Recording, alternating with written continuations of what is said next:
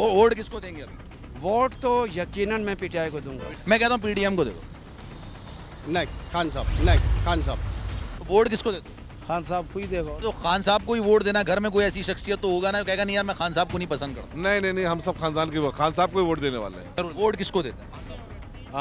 ये खान साहब को। वोट आप किसको देंगे? सर 100% इमरान खान को देंगे। पीटीआई को दोबारा आना चाहिए, पीटीआई को दोबारा आना चाहिए। हम लोग तो सब यही चाहते हैं कि वो आए, नहीं आए तो फिर कोई और बच्चा ही नहीं है इमरान खान के अलावा। हम लोग देते थे एमक्यूएम को, लेकिन एमक्यूएम ने जब इमरान कश्ती के उतर के शहबाज शरीफ की कश्ती में गए तो अब एमक्यूएम को नहीं इमरान खान को वोट मिले। तो अगला वजीर आजम मरियम नवाज, बिलावल या इमरान खान? इमरान खान। जनाब अगर ये वीडियो आपको पसंद आई है तो लाइक पर क्लिक जरूर कीजिएगा। अदल की कुर्सी पे जो लोग बैठते हैं ना, वो अदल के हिसाब से फैसले करने लगे। दूसरा कौम निकल खड़ी है उस जुल्म के खिलाफ, तो जुल्म खत्म हो जाएगा। या इन दोनों में से कोई एक चीज हो जाए या दोनों हो जाए।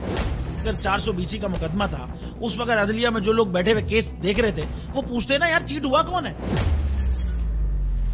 जब उनको दिखता कोई चीट नहीं हुआ, केस खत्म कर देते। तो जालिम जुल्म कर ही नहीं पाता। 9 जजेस ने नोट बिफोर किया मेरे केस को यार, 1.5 साल चला।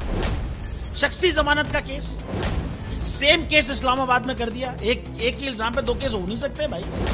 मतलब 60 दिन का वक्त होता है। 102 दिन के बाद मैं जीत गया, केस बरी हो गया। 102 दिन के बाद अपील फाइल की, एक्सेप्ट कर ली। नहीं करते ना एक्सेप्ट, खत्म हो जाता ना जुल्म यार।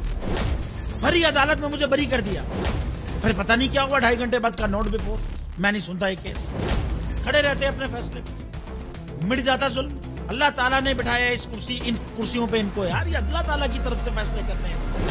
तो या तो ये फैसले आएंगे, जुल्म मिट जाएगा, या कौम खड़ी हो जाएगी जुल्म के खिलाफ।